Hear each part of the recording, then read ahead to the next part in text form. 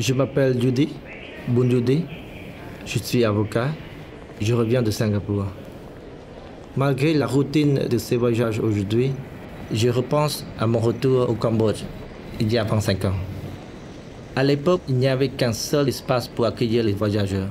Pas de boutique, pas de publicité ou de tableau d'affichage annonçant les arrivées ou les départs.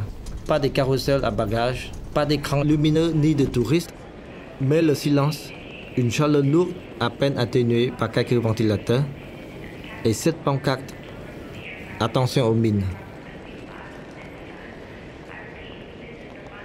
À cette époque, l'arrivée d'un avion était un événement rare. Il y avait beaucoup plus de personnes devant la porte de sortie à attendre les arrivants qu'à l'intérieur de l'aéroport lui-même. Une fois sorti de l'aéroport, on prenait l'une des seules routes bitumées de la ville, mais c'était encore la campagne. Pas d'immeubles, de rues en terre, aucun feu tricolore, pas de voitures, à part quelques 4x4 des ONG ou de la Croix-Rouge. Un paysage rural et avec cet aspect lunaire et ravagé que lui donnaient les trous de bombes.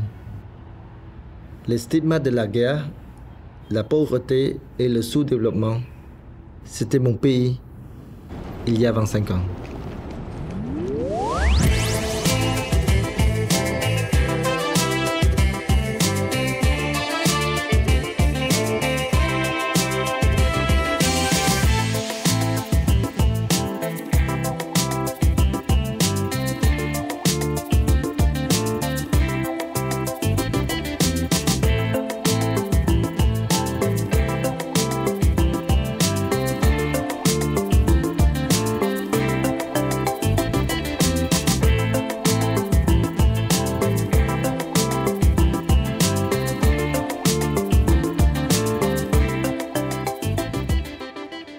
Les Européens en général, les Français en particulier, ont souvent une image un peu décalée du Cambodge. Il faut rappeler quand même que le régime des Khmers rouges s'est écroulé il y a 40 ans et ce sont en fait deux générations qui se sont succédées depuis et la génération actuelle est une génération très connectée. On voit partout des Cambodgiens qui ont les yeux rivés sur leur téléphone portable. Il y a une volonté en fait de rattraper ce que n'ont pas connu leurs parents, leurs grands-parents et de profiter de toutes les opportunités de la vie et de la technologie. Nous avons une main-d'œuvre très jeune, où à peu près 70% de la population moins de 25 ans qui veut réussir, qui ont beaucoup d'ambition et qui peut apprendre très rapidement les nouveaux skills. Ces dernières années, nous avons pu observer différents signes de l'émergence de la classe moyenne au Cambodge et de leur pouvoir d'achat, notamment le développement de différents services et activités.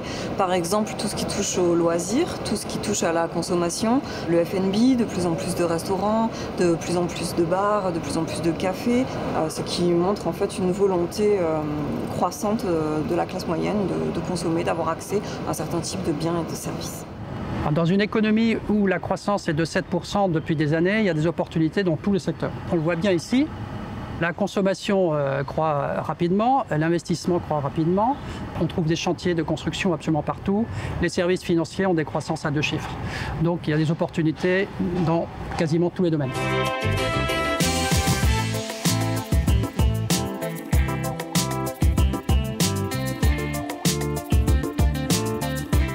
La Bride au Cambodge est ouverte depuis 2 ans exactement. On a ouvert en mars 2017. Aujourd'hui, nous avons 5 agences, dont 2 en province, une à Siem Reap, une à Battambang, et nous prévoyons d'en ouvrir une douzaine de plus sous 2 ans.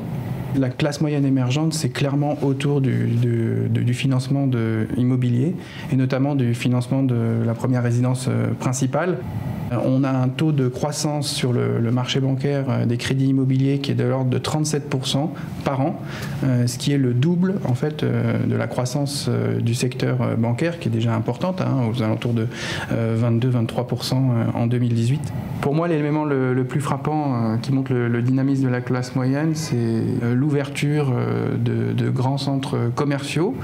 Depuis 3 ans, on a vu l'ouverture d'un premier mall Aeon, donc d'une filiale de distribution japonaise. L'an dernier, la deuxième implantation de ce mall. Et on pourrait dire la même chose sur tout ce qui est grande distribution, supermarché, grande distribution de matériaux de construction, etc. カンボジアというのは小さなマーケットです。未だに小さなマーケットです。そしてこの小さなマーケットに今2つの大型の商業施設を持ってます。そしてその2つ目のモール、このセンソックシティというモールは実は私どもの ASEAN のそのモールの中で一番大きなサイズのモールなんですね。これは本当正直に申し上げまして期待以上の成果が出せたと思ってます。そして特に最近私はだいたい3ヶ月に1度ぐらいのペースでこのカンボジアに日本から参りますけども、来るたびに景色が変わります。特にこのプノンペンの中心部の景色というのはどんどん変わり、お客様の身につけておられる服装も来るたびにどんどん変わってきますので、私どものビジネスも期待以上のスピードで大きく実ってきたというふうに感じています。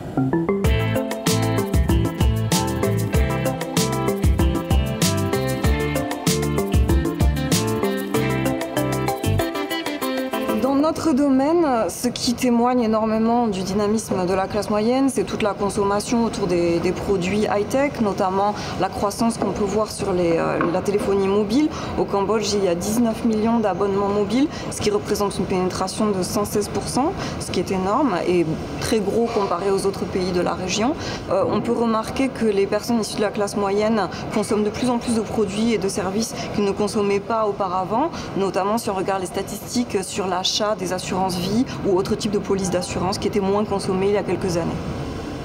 Au Cambodge, on est plus avancé dans les domaines de paiement électronique. On peut faire des paiements avec le QR code. On peut payer l'électricité, l'eau ou les taxes avec votre téléphone mobile.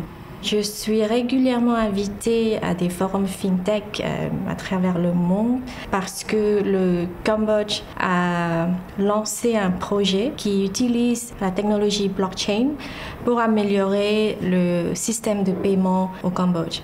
Et c'est peut-être un des premiers cas au monde qu'une banque centrale utilise cette technologie dans ce domaine.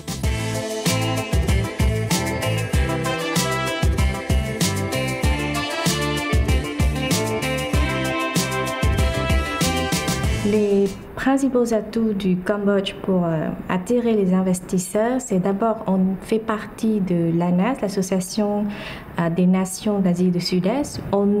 Géographiquement, on est situé bien au centre de l'ANAS et pour en profiter de cette location géographique très avantageuse, on peut faire du Cambodge un hub pour les value chains dans la région. でカンボジアでは、その皆さんの、使っているその、スマートフォンの中に入っている、バイブレーションモーターですね。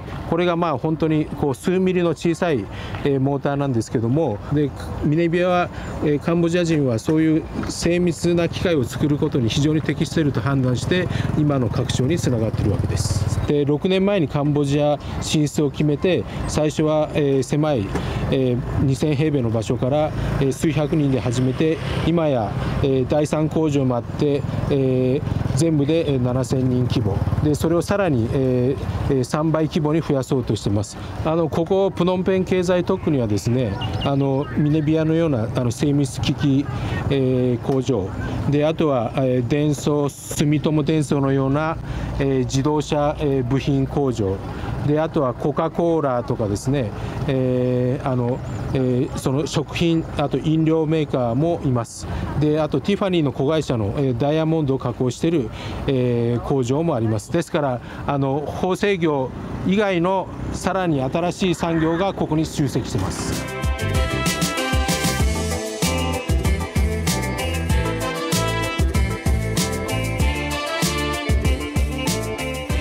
En tant que membre de l'ASEAN et notamment de sa zone de libre-échange, le Cambodge est la porte d'entrée vers un marché de 650 millions d'habitants, ce qui est tout à fait considérable. C'est davantage que l'Union européenne. Donc on peut penser que ces opportunités qui existent déjà vont encore se renforcer dans les années à venir. Le message qu'on pourrait donner aux entreprises françaises par rapport au Cambodge, c'est que c'est un pays à ticket d'entrée raisonnable et un premier test peut-être pour s'étendre au niveau de l'ASEAN. Ce que je dirais aux personnes qui hésitent à venir monter leur activité au Cambodge, c'est que c'est un pays qui bien souvent souffre de stéréotypes et de préjugés parce qu'il est mal connu, mais que la croissance économique y est très forte et que c'est un très bon marché pour tester des produits et des services, pour ensuite les développer sur la région notamment, mais aussi de façon internationale. まず最初にカンボジアはその外国企業に対して、とても開かれているということですね。で 100% 外資で簡単に会社を設立できますと。で2番目は、カンボジア人の人たちは、真面目で誠実なので、いろいろその教えることを素直に学びます。でもう一つは外国人にとってカンボジア、特にプノンペンは非常に心地よい住環境が揃っています。ですから私も11年カンボジアにいますけど、日本より東京よりこっちの方が住みやすいと思っています。はい。